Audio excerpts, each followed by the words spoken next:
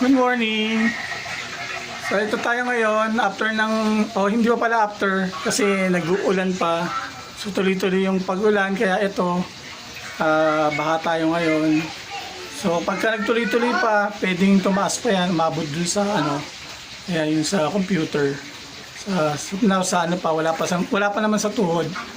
So hanggang dyan lang sa Kaya pa, pwede pang maglaro. Kaya pa to.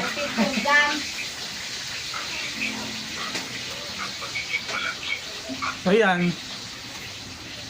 As of now, ito pa lang naman ang baha.